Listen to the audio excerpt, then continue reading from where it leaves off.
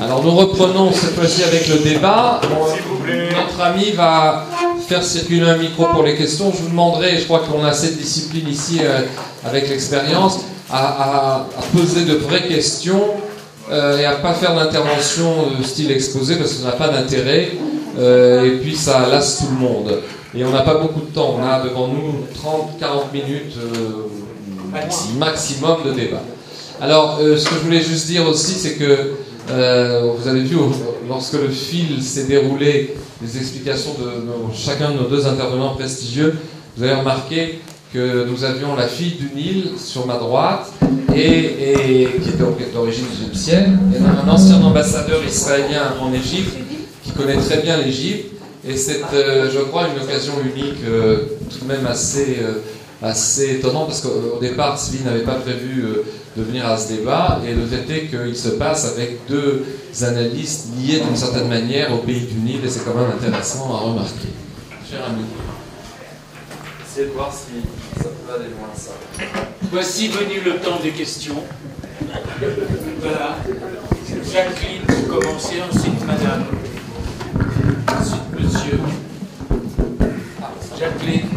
Oui, ma question s'adresse peut-être à Sylvie, mais vous pourriez aussi bien y répondre, et Richard et Mathieu. La question de l'Asbara du ministère des Affaires étrangères. Ma question est de savoir pourquoi le ministère des Affaires étrangères, je parle de Vigal Palmore, je parle d'Emmanuel Narchon, ont demandé que nous travaillions avec eux et nous ont soutenus, nous, dans notre commission Asbara civile. Quel est leur intérêt à ce que nous travaillions vraiment avec eux? Est-ce qu'il y a un manque de leur côté de réaction, de se faire entendre? Et est-ce que nous pouvons aider à ce manque de réaction? Et pourquoi sont-ils autant de demandeurs? Finalement, ils sont très demandeurs.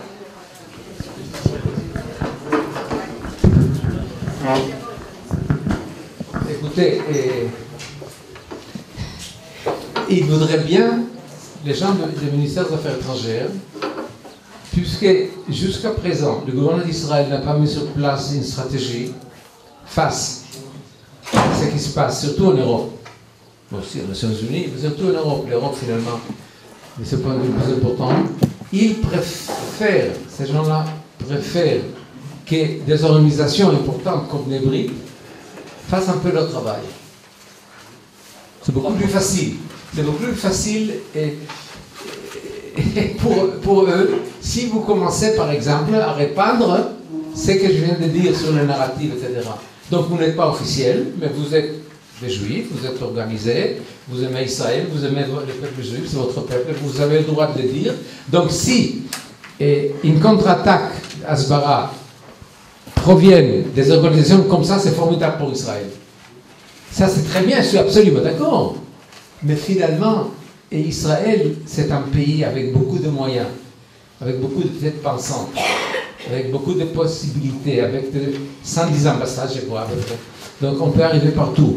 Alors tout d'abord, il faut qu'Israël comme gouvernement, n'est-ce pas, comme un cadre puissant finalement, il faut d'abord que ce cadre fasse quelque chose, qui met sur place une stratégie et qui fait participer les autres, n'est-ce pas? Parce que vous n'avez pas peut-être suffisamment pas d'informations.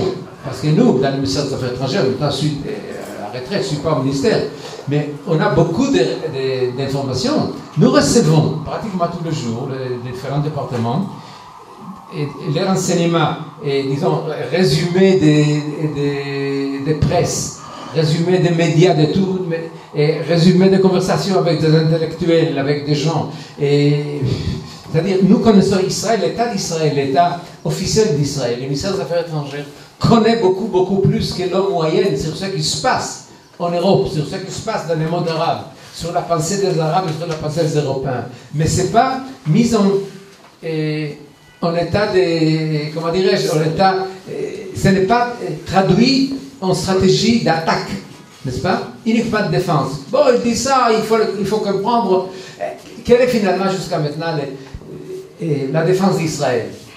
Et chaque fois pendant des années, je recevais des télégrammes. C'était à ce moment télégrammes, il n'y avait pas de mail, il y avait des télégrammes. Non, on était les télégrammes. C'est nous, c'était des télégrammes. Mivrakim, Bivri. Allez dire qu'ils ne sont pas bien, les Palestiniens. Ils tuent les gens, et puis nous sommes démocratiques, chez nous, ça n'arrive pas. Voilà, c'était à peu près ça, tout résumé. D'une façon extrêmement courte, la position d'Israël. Il faut aller beaucoup plus d'avant, il faut attaquer, il faut connaître l'ennemi, il faut pénétrer chez l'ennemi, chez la gauche extrême, n'est-ce pas, les organisations musulmanes, arabes, comprendre, etc., faire des coups par-ci, des coups par-là. Donc, enfin, ils vous ont dit, vous êtes très bien mébris, travaillez. Donc, il faut le faire, mais ce n'est pas du tout les grands travaux qu'on n'a pas encore commencé à faire. Maintenant, peut-être.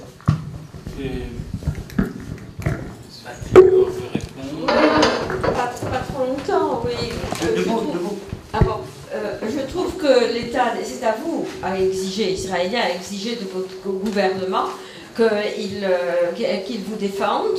Je trouve que cette attitude est criminelle vis-à-vis des Israéliens, vis-à-vis du peuple juif, et vous devez exiger de votre gouvernement, qui a les possibilités que Zvi a décrites, de prendre une attitude beaucoup plus vigoureuse et de mettre sur place une stratégie.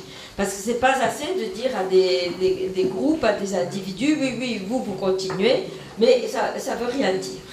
Il faut attaquer, parce que l'État d'Israël est attaqué, le peuple juif est attaqué, et il faut démonter ces attaques. De manière très brève, point de positif, point négatif sur la Hasbara.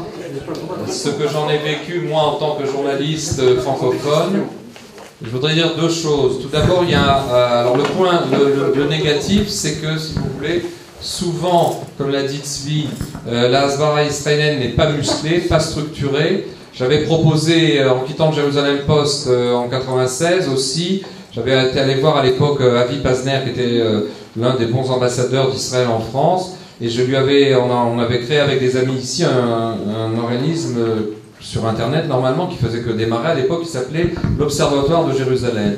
Et cet Observatoire de Jérusalem se proposait d'être une plateforme médiatique de décryptage de toutes les attitudes négatives qu'il y avait dans la presse par rapport au conflit du Moyen-Orient, ce qu'un peu a fait Memri dans un domaine consacré au seul monde arabe. Et en fait, Avi Pazner m'avait, à l'époque, l'entrevue qu'il m'avait accordée à Paris, m'avait fait l'aveu suivant, un peu qui ressemble à celui à votre question, Jacqueline. Il m'avait dit, finalement, vous avez entièrement raison, j'avais présenté un mémorandum qui s'appelait « L'image d'Israël en danger, que faire ?» Et j'avançais un certain nombre d'idées, de collaboration avec l'ambassade, etc. Il me dit, finalement, des gens comme vous, les associations, surtout de journalistes qui pourraient se bouger, etc., vous pouvez faire bien plus que nous, les ambassades. Ce qui me paraît bizarre, parce que d'un côté, les ambassades sont puissantes. Est-ce que c'est un aveu d'impuissance ou un aveu du fait que les diplomates sont coincés entre deux eaux? J'en sais rien. Mais le fait est que c'était une première chose. La seconde chose que je voulais dire, c'est que, et là c'est peut-être un peu positif, c'est que si on prend, moi j'ai fait une recherche sur les trois guerres, le comportement moral de Tsahal dans les trois guerres de Gaza, une recherche universitaire, peu importe, qui a fait pas mal de bruit, en tout cas dans le micro-milieu des journalistes français il y a un an au moment de la troisième guerre de Gaza, parce que j'ai proposé de donner des explications sur le fait que l'armée israélienne était l'armée la plus morale et la plus éthique de toutes les armées de la planète, ce qui paraît aller à l'encontre de toutes les caricatures qu'on nous jette à la figure tous les jours. Et en fait, ce que j'ai constaté, malgré tout, c'est qu'il y a eu un petit changement, peut-être Tzvi me confirmera, dans l'opération Tzuk Eitan, qui a juste presque un an d'existence. On a assisté à un début de réunification de la voix d'Israël, de la contre-voix, de la riposte médiatique israélienne, de la riposte officielle, parce que jusque-là, ce qu'on avait vu dans tous les moments de crise, c'est qu'il y avait le porte-parole de la présidence du Conseil, c'est-à-dire le Premier ministre, le porte-parole du ministère de la Défense, le porte-parole de Tsahal, le ministère des Affaires étrangères qui fait lui-même ses briefings, etc. Et qu'en fait, Israël parlait à plusieurs voix et ne mettait pas en commun un certain message, un narratif, puisque moi qui dis qu'il ne faut pas employer ce mot-là, en tout cas, des arguments pour pouvoir unifier sa réponse. On a vu, je crois, un petit bruissement d'unification. On était moins mauvais, disons, pendant Tzuk Eitan. Moins mauvais, mais je crois que pas meilleur. On était moins mauvais pendant Tzuk Eitan, et peut-être que sur cette lancée, les choses vont enfin bouger. Et je dirais je reviens au négatif, parce que là, comment imaginer que dans le monde juif, et je parle aussi bien d'Israël, comme vous disiez, que de la diaspora, où nous avons des publicistes, nous avons des gens qui savent réfléchir une stratégie, qui sont des stratèges quand il s'agit de faire gagner des sous à leur société ou à leur directoire, qui sont des prodiges d'invention, comment se fait-il que quand on est un juif de cour, d'abord on a un très bon salaire en Europe, et en plus on fait très bien marcher la boîte pour laquelle, dans laquelle on est employé. Et comment se fait-il que pour l'État d'Israël, qui est bien plus qu'une société privée, et même si c'est un consortium mondial, c'est le rêve éveillé de tout le peuple juif depuis 2000 ans, il n'y ait pas des lumières qui permettent au niveau du marketing de l'image de ce pays de le défendre, et c'est un combat qu'on aurait dû entamer il y a 4 décennies, 5 décennies, dès la fin de la guerre des 6 jours. Eh bien, je vais vous dire, il y a 2 choses qui pourraient expliquer cette faiblesse. D'abord, le fait que, comme le disait, 3 choses. Comme le disait Zvi, on préfère répondre mollement à des attaques plutôt par humanisme qu'en étant offensif, et comme on sait être offensif sur le champ de bataille. Donc, négligence du champ médiatique et diplomatique par rapport au champ militaire. Deuxième chose, c'est que c'est la fameuse phrase de Ben Gurion que quelquefois on m'a ressorti au ministère des Affaires étrangères à bout d'arguments, qui avait dit, quand on l'avait déjà interviewé dans les années 50 sur pourquoi Israël ne se défend pas, ça a toujours été le cas, Israël s'est toujours mal défendu, mais à l'époque on était plus populaire dans les années 50. Il avait dit, peu importe ce que les goïms disent, ce qui compte c'est ce que les juifs font. Cette phrase, elle est formidable, elle est très kibboutzniki, mais elle a plus valeur aujourd'hui, à l'heure du village global. Je m'excuse, ce que les gens disent et pensent d'Israël, ça a une incidence sur ce que Israël peut faire. Parce qu'on vit dans un monde de globalité, et on a perdu des batailles diplomatiques comme celle d'Oslo, qui nous a été imposée, parce qu'on n'a pas, entre autres, défendu l'image d'Israël en Europe suffisamment. Et la troisième chose qui est un peu négative aussi, c'est que, donc, alors, premièrement, on parle à plusieurs voix, peut-être ça va se réparer. Deuxièmement, on pense que l'essentiel, c'est pas trop cette scène-là. Et puis, si vous voulez, la troisième chose, c'est qu'il n'y a pas de prise de conscience que la satanisation, l'Israël bashing, constitue un danger pour l'existence d'Israël. C'est un danger de mauvaise image, de péroraison, alors on fait de la hasbara, etc. Mais on ne pense pas que ça peut amener à des changements sur le terrain qui sont extrêmement dangereux. Et je crois qu'aujourd'hui, même si on se réveille tard, et je dirais enfin une dernière chose, lorsque je fais des conférences, entre autres, sur l'analyse de la désinformation, pourquoi on présente si mal dans les médias internationaux européens et français les données du problème du conflit israélo-palestinien, qui est l'un des conflits, comme disait Zvi. Il y a aussi le conflit israélo-arabe, qui est beaucoup plus large. Le conflit israélo-palestinien. Alors, je dis que la chose suivante, aux questions qui me sont posées en disant, mais voilà, on aurait dû faire ça et ça, il fallait se réveiller, etc. J'aurais dit, écoutez, d'un côté, un juif ne perd jamais.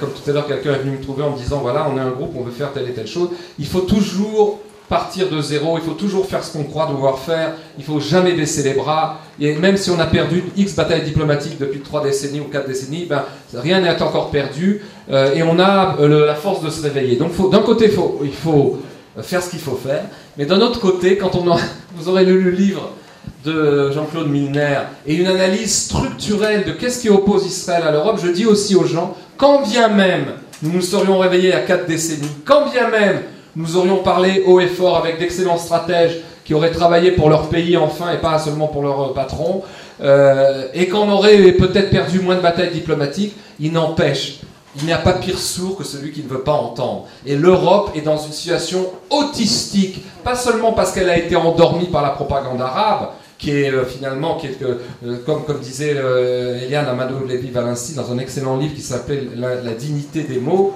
Et il y a deux névroses, disait-elle, qui s'emboîtent l'une dans l'autre. La névrose arabe de domination et la névrose juive, pas de soumission, mais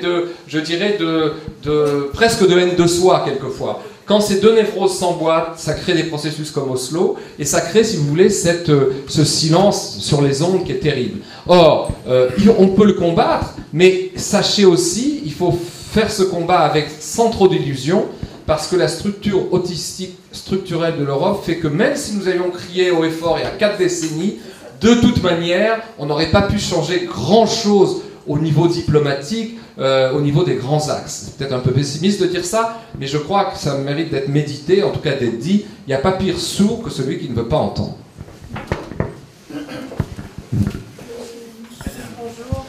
Moi, Dites à qui vous s'adresse la question, s'il vous plaît. Excusez-moi, mais c'est pas vraiment une question, c'est une remarque. Non, bon alors tant pis. Non, mais tant pis, je peux pas.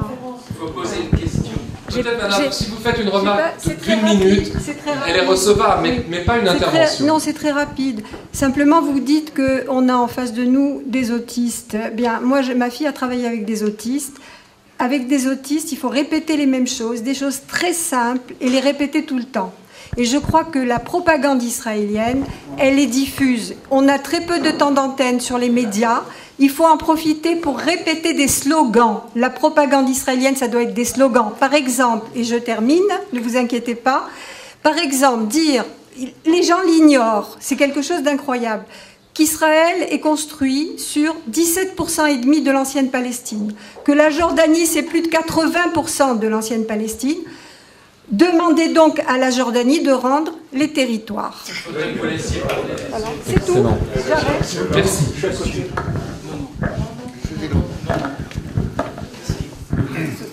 Merci, j'ai deux questions, une à Madame Bataillor et une à Monsieur Zvi Mazel. Madame Bataillor, ne croyez-vous pas que le monde paysan en France va, disons, se soulever et que dans les prochaines décennies, nous aurons une guerre civile en France? Ça, c'est la première question. Monsieur Zvi Mazel, je suis très surpris. J'ai fait mon aliyah depuis 10 ans, très surpris des Israéliens. Il y avait un parti de Kahana qui a été dissous alors que nous connaissons Kahana, sioniste, défendant Israël. Aujourd'hui, il y a une dizaine d'ONG anti-israéliennes payées par l'Europe et les pays européens par des millions de dollars et d'euros, et le gouvernement israélien ne fait absolument rien concernant cette ONG qui porte préjudice à l'État d'Israël d'une façon incommensurable.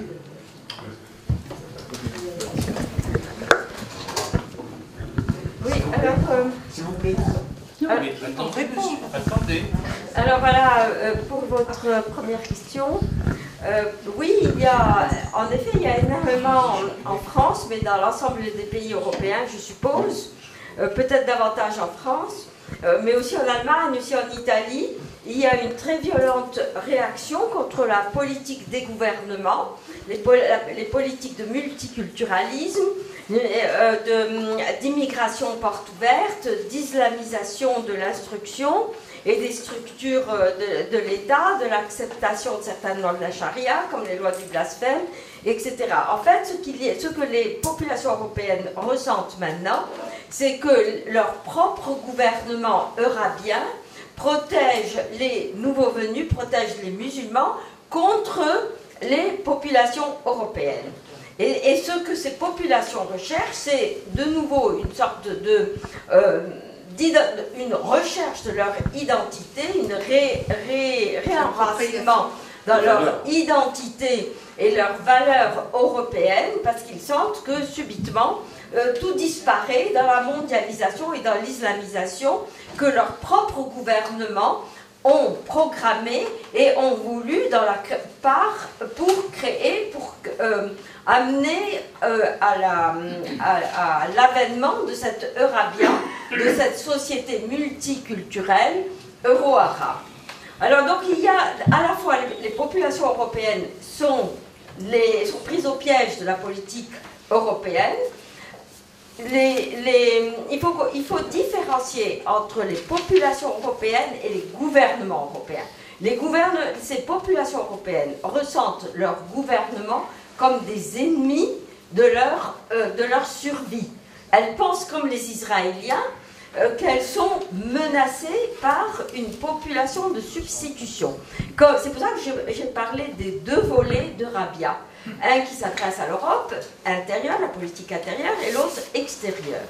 Et c'est en ce sens que ces populations européennes se découvrent des affinités avec Israël, qui est lui-même menacé par un autre peuple qui se substituera à Israël, soit dans l'histoire, soit dans le narratif palestinien, soit par l'islam, et se substituera aux racines judéo-chrétiennes de l'Europe. Donc il y a une sorte de solidarité entre ces populations, ces mouvements et Israël. Solidarité que les gouvernements européens, la Commission européenne, le Conseil européen tentent par tous les moyens de rompre, puisque sa politique, c'est l'alliance avec l'islam contre Israël. Alors, donc là, vous avez raison, il y aura probablement beaucoup d'insécurité, parce que finalement, les populations islamiques immigrées ont un projet qui est soutenu par l'OCI, l'organisation de la conférence de la coopération islamique, 56 pays avec d'énormes forces, des forces aussi démographiques très importantes, également des forces économiques, et ça représente des pouvoirs stratégiques qui ont justement corrompu les États européens. Et donc, ces populations musulmanes immigrées ont le projet d'islamiser l'Europe, comme elles le disent, et les musulmans ouverts, libéraux, intégrés aux valeurs européennes, sont eux-mêmes menacés par ce projet islamiste. Donc nous voyons que nous avons beaucoup de conflits qui sont maintenant en Europe, qui sont étouffés, mais qui risquent d'un moment à l'autre d'exploser. Et pour reprendre donc l'argument de Zvi, qu'il faut ce que le gouvernement israélien doit faire, eh bien, une des stratégies pourrait être d'exposer ces conflits, d'exposer l'ennemi aussi, parce que l'ennemi, la France est un pays ennemi de l'État d'Israël, même si elle essaye de prétendre qu'elle aime les Juifs, qu'elle combat contre l'antisémitisme. En fait, tout cela est faux. Ce sont des mots. Il faut voir les actes. Et donc là, ce que l'on pourrait faire aussi, c'est d'exposer le mal, d'exposer la source du mal. Et comme le mal agit toujours dans l'obscurité, parce que Eurabia c'est un projet caché, donc si on l'expose, on peut provoquer aussi une réaction. Le mal reculera, il s'excusera, il n'aura pas la liberté du champ d'action comme on le lui laisse maintenant. Il n'y a pas en Israël, il n'y a pas un combat pour défendre à la fois ses valeurs judéo-chrétiennes et se sentir une certaine solidarité avec nos petits frères, le monde chrétien, qui se réclame encore des valeurs du judaïsme. Je crois qu'il y a une question pour oui, écoutez, Israël est extrêmement rattaché à son image super démocratique et libérale. Ouais. C'est notre pensée comme juif, humanisme, démocratie, liberté, pour nous c'est quelque chose qui est vrai. Maintenant, nous sommes sous attaque. Il faut répondre, comme on a dit, n'est-ce pas? Alors, en ce qui concerne le parti politique de Kahana, écoutez, c'est la cour. Vous pouvez dire ce que vous voulez là-dessus, mais la Cour suprême d'Israël a ordonné sa dissolution. Ben, c'est un fait. Donc il y a quelque chose. Et maintenant, en ce qui concerne l'ONG, vous avez les Israéliens et Européens qui sont financés par l'Union européenne. Vous avez parfaitement raison, il faut arrêter cela, il n'y a pas de problème. Donc, il faut arrêter. À mon avis, Israël, maintenant nous avons un gouvernement de droit, sûr. Avant, il y avait des coalitions. Maintenant, nous avons, pour la première fois depuis assez longtemps, un vrai gouvernement de droit. Ça donne au gouvernement beaucoup de force, les gens ne comprennent pas. Parce que quand Miri Regev parle contre comment il s'appelle, Norman Issa, l'acteur là, Issa. Comment il s'appelle, Norman Issa, non? Norman. Alors, elle parle d'une façon extrêmement claire, n'est-ce pas? Elle ne se cache pas derrière soi-disant libéralisme, etc., etc. Et les gars a refusé de venir avec son théâtre de Haïfa au Bikat Yarden. Elle a dit, eh bien, moi je peux pas, j'arrête les subventions de l'État.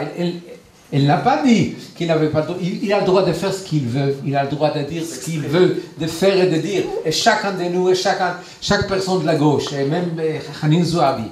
Mais l'État d'Israël ne doit pas subventionner ces gens-là. C'est tout ce qu'il dit. D'ailleurs, écoutez, prenez les États-Unis. C'est une démocratie? Je crois, il n'y a pas de doute. Super démocratie. Mais là-bas, il y a une loi très claire. Un ONG étranger est considéré comme un agent étranger et n'est pas exonéré de l'impôt sur le revenu.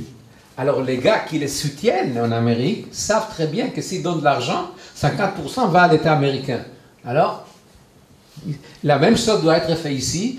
Maintenant, comment il s'appelle, El Shaked a essayé de le faire, a essayé de passer une loi à la Knesset, à la dernière Knesset, ça n'a pas marché, tout le monde était contre. Mais, à mon avis, cette fois-ci, ça va être fait. Écoutez, le Sénat français, il y a 2-3 ans, a fait une déclaration que les ONG dites politiques n'ont pas le droit d'avoir des subventions de l'État parce qu'ils ne travaillent pas pour les publics généraux, mais pour une certaine cause qui n'est pas celle de tous les publics. Voilà, c'est clair. Alors vous avez l'Amérique, vous avez la France, vous avez la Belgique, vous avez l'Angleterre. Chez nous, nous sommes super démocratiques, mais maintenant vous avez un gouvernement costaud à mon avis, on va voir, sauf si M. Hazan fait tomber le gouvernement. Ça, c'est pas tout est possible. Alors ce gouvernement, c'est ce qu'il veut, on va voir ce qu'il fera. Merci beaucoup, je dois partir. Alex.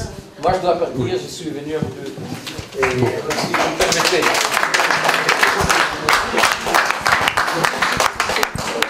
Parce qu'il y a une très forte association, le Forum européen par exemple, l'Union pour la Méditerranée. En fait, on parle de la Méditerranée. Cette politique d'union entre l'Europe et le monde arabe et le monde musulman s'intitule l'Union pour la Méditerranée. Et ça a été restauré par Sarkozy quand il a pris le pouvoir, quand il a été président, donc il n'y a pas la première fois. Donc il y a tous ces éléments qui recouvrent une énorme politique et justement qui a été établie par la Commission européenne et par le Conseil européen, c'est-à-dire des chefs politiques. Donc on peut savoir qui sont ces gens. Et donc on peut retrouver cette politique et on peut la mettre, on peut l'exposer. Mais les Européens eux-mêmes ignorent cette politique parce qu'elle ne paraît pas, on n'en parle pas, on n'en parle pas beaucoup. Et donc les États européens maintenant sont prisonniers de ces liens qu'ils ont créés avec le monde arabe. Parmi ces liens, il y a le multiculturalisme, il y a l'abandon des valeurs judéo-chrétiennes qui ne sont même pas mentionnées dans la Constitution européenne, justement dans la prévision que ceux-ci seront abandonnés au profit de l'islam. Il y a l'abandon d'Israël, la création de l'État palestinien.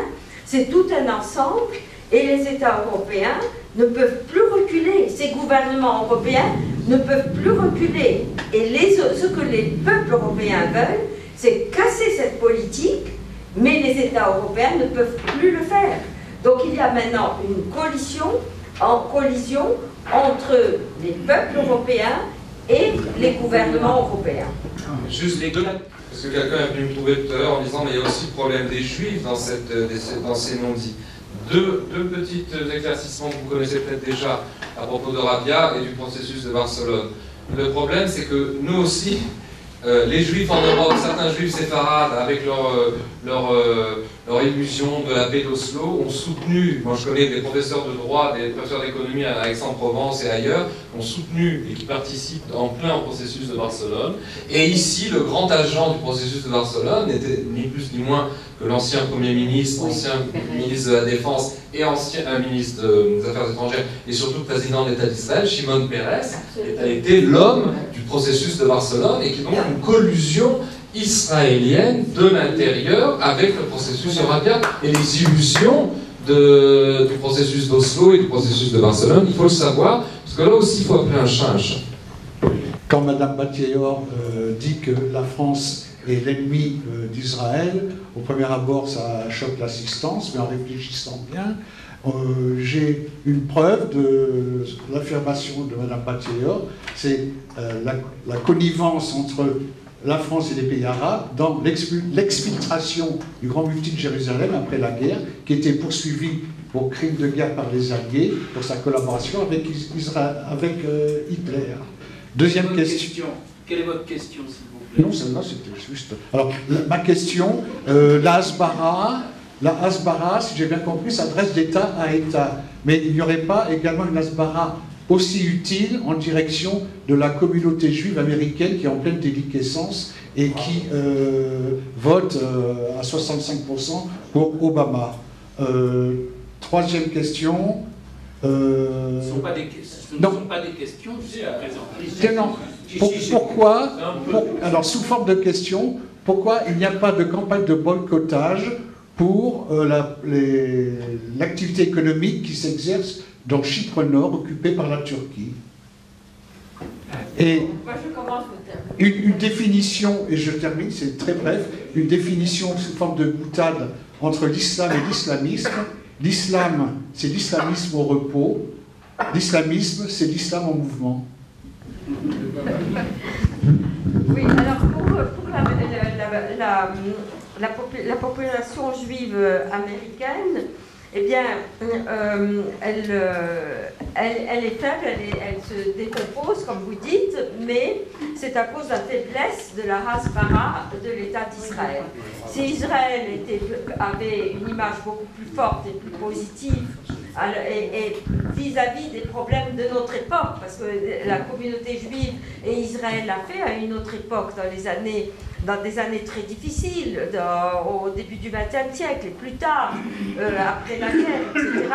Mais après Oslo, la Hasbara s'est complètement effondrée et vous l'avez bien expliqué pourquoi. Alors, je sais que mon mari et moi-même, nous avons toujours défendu Israël. Eh bien, nous avons eu toujours des relations exécrables avec les ambassadeurs d'Israël qui ne pouvaient pas nous supporter. Par contre, ils étaient très aimables avec des juifs qui étaient antisionistes.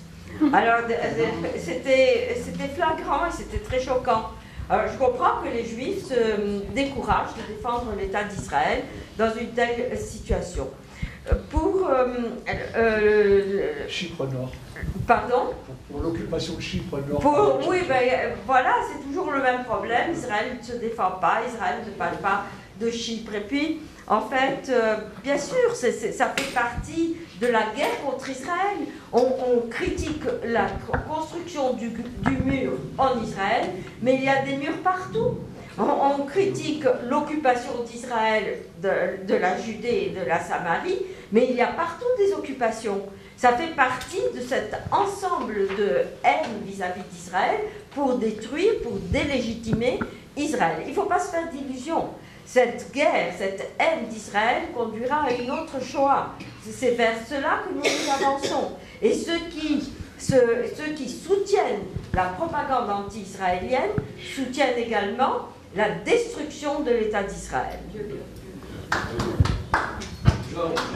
Oui, je serai très bref. Je voudrais juste souligner que nos détracteurs européens et mondiaux s'arc-boutent notamment sur les détracteurs israéliens. Alors c'est terrible, parce que quand on prend comme appui, mais oui, les Juifs eux-mêmes le disent, on ne sait plus quoi dire. Alors la question est la suivante, qu'est-ce qu'on peut faire chez nous, ici en Israël, pour démanteler les opposants à l'État d'Israël? Alors, peut-être c'est facile de dire qu'il faut faire le ménage. Dans le cours que je donne au centre Yaïr sur la Malchout, c'est-à-dire la souveraineté d'Israël, les problèmes de souveraineté, j'ai effectivement mis en exergue exactement ce que vous avez fait, le fait que c'est déjà dit dans la Torah écrite, on l'a lu la semaine dernière, la fameuse, les quelques lignes qui sont entre deux Noun, qui constituent le 6e livre de la Torah, un livre à lui tout seul, dans lequel Moshe fait cette prière que nous disons chaque Shabbat au moment où nous sortons de l'arche, avant la lecture de la Torah, les rouleaux de la Torah. On demande, et c'est 4 lignes qui sont à elles seules tout un programme, on demande que Dieu nous protège contre sonenu ve'oivenu, qu'il fasse exploser c'est-à-dire oivenu, nos ennemis extérieurs, disent les commentateurs, et sonenu, qu'il les fasse se désagréger, nos ennemis intérieurs, car il est connu, il est structuré, puisque c'est dans la Torah écrite, ça veut dire, si vous voulez, c'est un décryptage, c'est un code, il faut décoder le message, j'allais dire, historique qui est donné dans ces versets qui constituent d'ailleurs un passage de la Torah écrite, qui est un 6e livre, qui s'appelle vraiment un livre.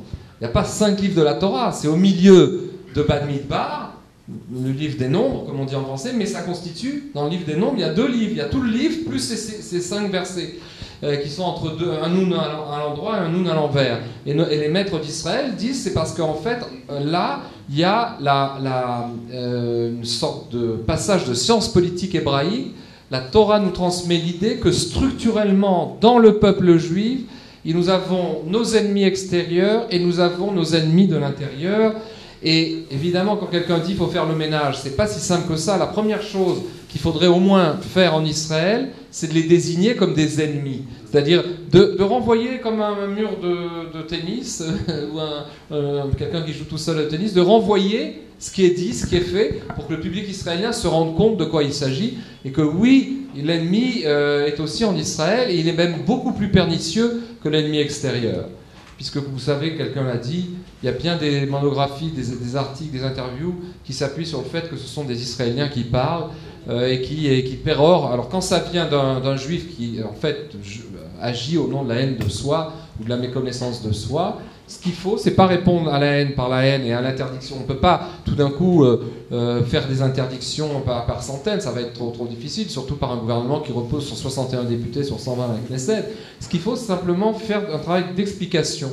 Qui sont-ils? Que faites-vous? Quel est votre but? Déjà, les Israéliens, après, jugeront par eux-mêmes. D'ailleurs, il y a des sondages qui ont montré que quand le gouvernement, justement, dans l'ancienne Knesset, s'apprêtait à interdire les associations, les ONG financées, enfin, à limiter en tout cas leurs activités en tant qu'ONG financées de l'intérieur, il y avait d'un côté le barouf qui a été fait dans la presse, qui montait sur ses grands chevaux, parce que la presse est de centre-gauche, voire de gauche, et voire d'extrême-gauche en Israël, en tout cas les grands organes de presse.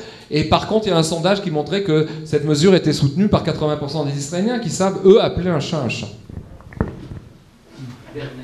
Quand arrêtera-t-on de parler de territoires occupés? Quand arrêtera-t-on de parler de Sabra et de Shatila ou du conflit israélo-palestinien, alors que c'est le crime chrétien de Sabra et Shatila qu'il faut souligner? Il faut parler du conflit arabo-israélien et il faut parler des territoires disputés et non pas des territoires occupés.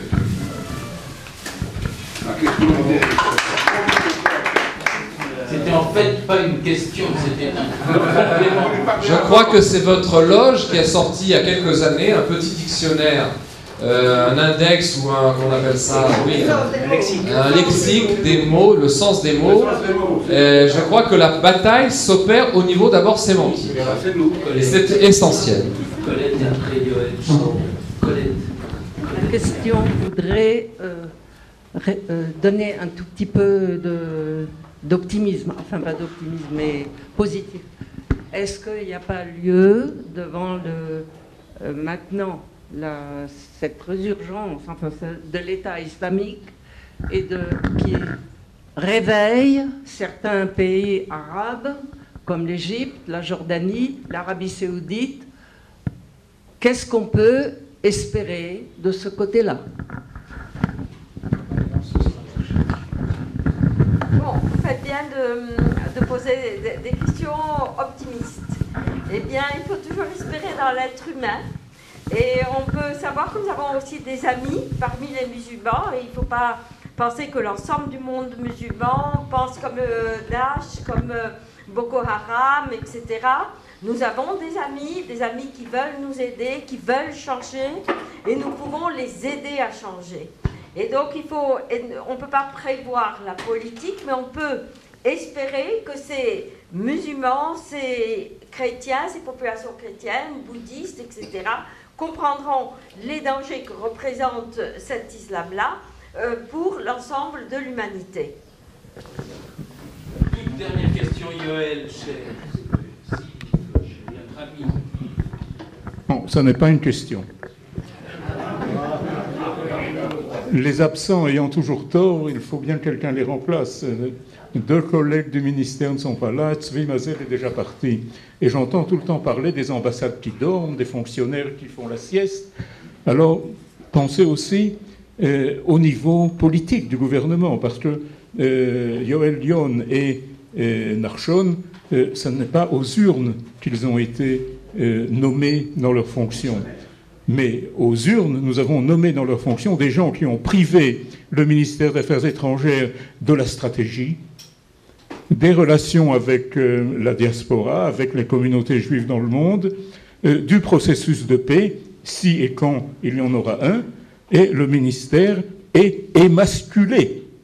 Alors pensez-y, lorsque vous reprochez au ministère de ne pas faire ce qu'il doit, ou reprochez au gouvernement qui nomme des ambassadeurs politiques qui ne sont pas de carrière, et je pense à certains ambassadeurs même à Paris, probablement à l'époque dont vous parliez, et c'est à eux qu'il faut venir demander des comptes, et pas à des diplomates, mais qui sont quand même des fonctionnaires. Maintenant, la charité bien ordonnée commence chez nous. Il y a la sémantique, le vocabulaire. Werner a rappelé, et j'avais signalé à Tzvi également, il n'y a pas, et je répéterai ad nauseam, qu'il n'y a pas de conflit israélo-arabe, il n'y a pas de conflit israélo-palestinien. Il y a un conflit arabo-israélien, il y a un conflit palestino-israélien. Et cette différence est chargée. C'est un vecteur qui est chargé, qui indique qui est le responsable du conflit. Nous ne sommes pas les responsables du conflit. Nous sommes les objets du conflit, mais pas les responsables. Et de même, j'ai été heureux de voir que Bathior parle de Judée et de Samarie et pas de Cisjordanie. Lorsqu'on parle de Cisjordanie, cela se réfère à la Jordanie. Qu'on soit pour un État pour 2 peuples, ou pour 2 États pour 3 peuples, ou n'importe quoi. Lorsqu'on dit Cisjordanie, on se réfère au royaume hachémite de Jordanie et à la partie qu'il avait conquis pendant les 19 ans de 48 à 67. Alors, de même que nous ne parlons pas de Cisrhénanie pour appeler l'Alsace-Lorraine par leur nom, nous ne devons pas parler de Cisjordanie, et ça commence chez nous. Sémantique, ce sont des mots, ce sont aussi des symboles. Et je voudrais parler ici d'une question de drapeau. Comment se fait-il que lorsque des Arabes israéliens, pas des Arabes des territoires, des Arabes israéliens manifestent, on leur permette de brandir des drapeaux palestiniens? Dans quel pays, dans quel autre pays cela serait-il permis? Comment se fait-il? Et ce ne sont pas des fonctionnaires du ministère des Affaires étrangères qui en ont décidé. C'est le gouvernement qui ne prend pas ses responsabilités. Il est impensable que des citoyens d'un pays manifestent en brandissant des drapeaux d'un autre pays avec lequel on n'est pas en paix. Drapeau de notre côté aussi.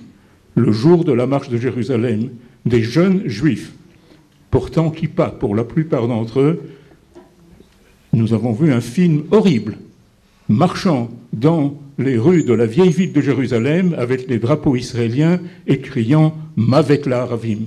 Alors, où sont les 10 commandements? Où est la police, où est le gouvernement qui permet... Quel ministère des Affaires étrangères peut faire quelque chose contre ces images qui montrent de jeunes juifs avec des drapeaux israéliens circulant dans les rues de la vieille ville en criant « Mort aux Arabes ». Commençons par chez nous. Toute dernière question de drapeau. Il y a 5-6 ans, Nicolas Sarkozy était en visite officielle en Israël. Il a donné une réception dans les jardins du King David où beaucoup d'entre vous, sans doute, étaient. Il y avait une petite estrade, il y avait 2 drapeaux. Lesquels? Le drapeau français, le drapeau tricolore et le drapeau de l'Union européenne. Pas de drapeau israélien du pays hôte dans une réception organisée dans la capitale de l'État d'Israël par le président de la République française. Alors, ce sont des choses qui probablement découlent d'un certain laxisme aussi de notre côté. Cela aurait dû être absolument inacceptable et cela pourtant a été. Merci. Les auteurs de mes romanciers du peuple juif, je pense à Albert Cohen, et un autre Suisse d'ailleurs, par la main, qui disait qu'en fait, on sait que notre peuple peut monter très haut, peut descendre très bas, au titre des abjections que je n'ai pas comprises. En 91, pendant la guerre du Golfe, alors que les premiers missiles s'abattaient sur Haïfa et sur Tel Aviv, il y a eu une manifestation de soutien à Saddam Hussein à la rue Salah ad-Din, devant la porte de Damas, ici à Jérusalem. Plusieurs centaines d'Arabes ont manifesté. Je ne sais pas s'ils avaient ou non des drapeaux palestiniens, en tout cas ils ont manifesté. Et ils ont été maintenus par un cordon de police. On était en pleine guerre. On recevait des missiles. Et vous savez quel était leur slogan? Gazer Tel Aviv. Et la police israélienne les a contenus comme la police britannique contient une petite manifestation d'étudiants pas trop gênante. Alors, parliez de... Je veux dire, il y a des scènes surréalistes. Et on est dans une situation un peu surréaliste. Il faudrait qu'on soit gouverné par des gens un peu plus réalistes. Ça, c'est ça.